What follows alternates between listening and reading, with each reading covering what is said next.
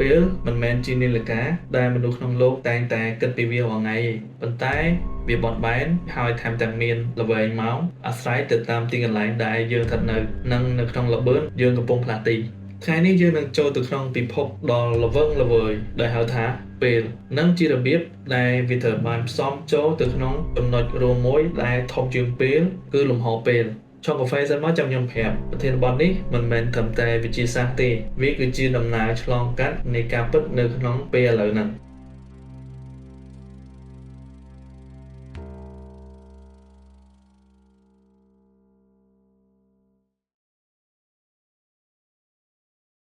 ចំពោះមនុស្សយើងភាគច្រើនច្បាស់ជាយល់ដឹងគ្រប់គ្នាហើយថាពេលជាអ្វីដែលនាឡិកាបានវាស់វាជាវិធីដែលយើងតាមដានការផ្លាស់ប្ដូរវិវត្តឥតឈប់ឈរពេលព្រឹកដល់យប់ពីកើតដល់ស្លាប់កម្មវិធីគេនៅម៉ោង6រសៀល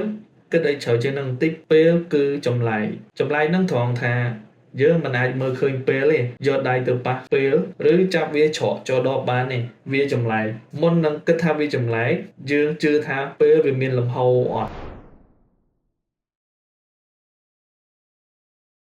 ទស្សនវិទូបានប្រយុទ្ធជាមួយពេលវេលារាប់ពាន់ឆ្នាំអញ្ចឹងមែនអត់វាគ្រាន់ជាអ្វីដែលខួរក្បាលរបស់យើងបានបង្កើតឡើងដើម្បីហេតុនិងផលនៅក្នុងរូបវិទ្យាពេលគឺជាអ្វីដែលយើងវាស់វែងជាវិមាត្រដូចគ្នាជាមួយលំហប៉ុន្តែមុននឹងទៅដល់រឿងហ្នឹងខ្ញុំសូមរំលឹកបន្តិចលោកអ៊ីសាក់ញូតនបានពិពណ៌នាថាពេលជាតម្លៃដាច់ខាតគាត់បានលើកឡើងថាពេលមិនចាំនរណាម្នាក់ទេតែដើរទៅមុខឬនៅគ្រប់ទីកន្លែងដោយគ្មានលើកលែងដូចជានាឡិកាសកលដ៏ធំមួយចឹងឧទាហរណ៍ងាយយល់មួយបើសិនបើបោះបាល់បើតាមទ្រឹស្ដីគណិតវិទ្យាទីតាំង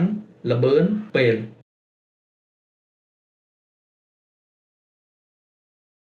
អស់រយៈពេលជាច្រើនទសវត្សរ៍ទស្សនៈនេះនៅតែមានដំណើរការឥឡូវហ្នឹងយើងមើលបន្ថែមទៀតនៅដើមទសវត្សរ៍ឆ្នាំ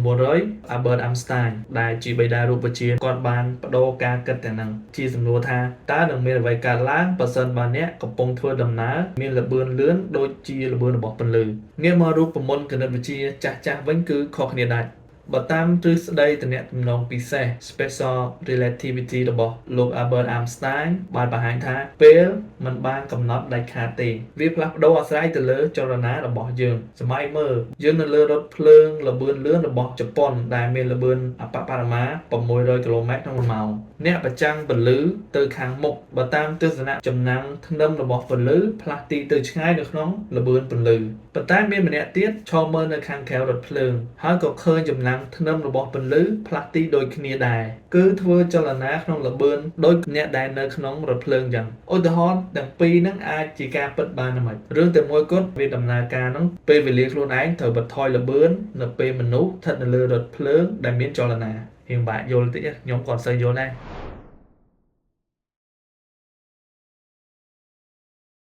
វាគឺជាការពង្រីកពេលគេហៅថា time dilation ពេលវេលាដើរយឺតជាងមុននៅពេលអ្នកមានចលនាក្នុងល្បឿនលឿនវាមិនមែនជារឿងប្រឌិតបែបជាសាស្ត្រសពថ្ងៃវាត្រូវបានវាស់ដោយនាឡិកាអាតូមិកនៅលើយន្តហោះនិងផ្កាយរណបអញ្ចឹងបើពេលវេលាមិនញែកដាច់ពីគ្នាវាជាស្អីលោក Albert Einstein បានជឿជាក់ថាលំហនិងពេលពិតជាផ្នែកមួយនៃរឿងដូចគ្នាគឺលំហពេលជំនួសឲ្យទំហំ3វិមាត្រ 3 dimension នៃផលបូកមួយលំហមួយនៃពេលវាជាកណាត់4វិមាត្រ 4 dimension អ្នកមិនអាចផ្លាស់ទីក្នុងលំហដោយមិនបានឆ្លងកាត់ពេលវេលាទេត្រង់នេះឲ្យច្បាស់យ៉ាងបន្តិចដូចជាផ្កាយនិងភពភាពកោងនៅក្នុងលំហខ្សែកោងហ្នឹងជាអ្វីដែលវាជាទំនាញផែនដីវិលជុំវិញព្រះអាទិត្យមិនមែនដោយសារតែវាត្រូវបានទាញដូចមេដែកទេដោយសារតែចន្លោះពេលជុំវិញព្រះអាទិត្យវាមានរាងកោងហើយផែនដីក៏ត្រូវវិលតាមខ្សែកោងនឹងដែរវាដូចជាការទម្លាក់ត្រាំផូឡាញបាល់ធ្ងន់មួយនៅចំកណ្ដាលហើយបាល់តូចរមៀលខិតទៅរកវាបន្តិចម្ដងមិនមែនរមៀលទៅរកត្រង់ភ្លឹងហ្មងទេគឺកណាត់ពេលហ្នឹងកំពុងផ្លាស់ប្ដូររូបរាង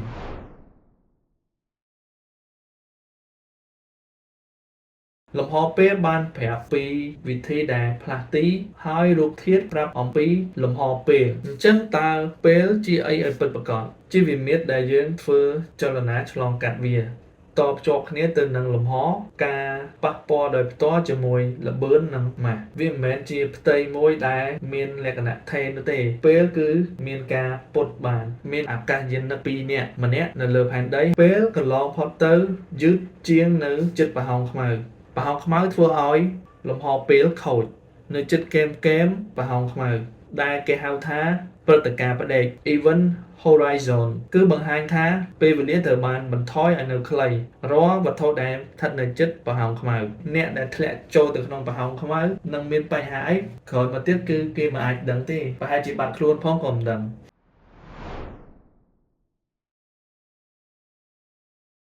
ស្ដាប់មើលទៅដូចរៀងវល់ហ្នឹងមែនទេបាក់យល់ផ្នែកមួយនៃជីវិតប្រចាំថ្ងៃរបស់យើងឧទាហរណ៍ផ្កាយរណប GPS ដែលហោះហើរ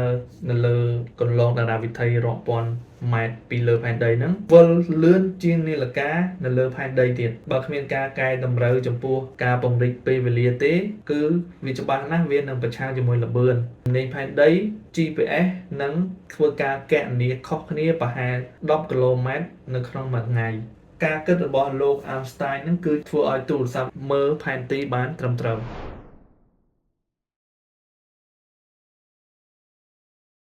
តើពេលជាអីឲ្យពិតប្រាកដជាវិមាត្រដែលយើងឆ្លងកាត់វាតភ្ជាប់គ្នាទៅនឹងលំហមានការប៉ះពាល់ដោយផ្ទាល់ជាមួយល្បឿននិងម៉ាស់ពេលគឺកោងវាលាតសន្ធឹងជាផ្នែកមួយនៃការធ្វើចលនាបំលាស់ទីរបស់សកលលោកអ្នករូបវិទ្យាខ្លះថែមទាំងគិតថាពេលអាចជាការបំភាន់មានន័យថាអ្វីគ្រប់យ៉ាងធ្លាប់កើតឡើងឬនឹងកើតឡើងគឺមានដូចទៅហើយនៅក្នុងលំហពេលយើងគ្រាន់តែជួបប្រទះវាម្ដងមួយប៉ុណ្ណោះគេសំដៅទៅលើព្រឹត្តិការណ៍ទាំងឡាយដែលកើតឡើងគឺជាការបំភាន់នៅពេលមនុស្សបានឆ្លងកាត់ព្រឹត្តិការណ៍ទាំងអស់ហ្នឹងពេលមិនមែនជាការធ្វើដំណើររបស់ទនិច្ចលិកាទេវាគឺជាខ្សែកោងនៃលំហជាចង្វាក់អតិភិបហើយអតិភិបហ្នឹងមានន័យថាគឺជាអ្វីដែលនឹងកើតឡើងសូម្បីតែការយល់ដឹងអំពីខ្លួនឯងហ្នឹងក៏យើងមិនអាចដឹងមុនដែរប្រសិនបើរឿងនេះស្ដាប់ទៅធ្វើឲ្យរៀងឈឺក្បាលឬក៏ថាថ្ងៃនេះជាថ្ងៃអីសូមចុចប៊ូតុង Subscribe ហើយប្រាប់ខ្ញុំថាអ្វីដែលអ្នកចង់ស្វែងយល់បន្ទាប់ទៅលើប្រធានបទអីគេអរគុណច្រើន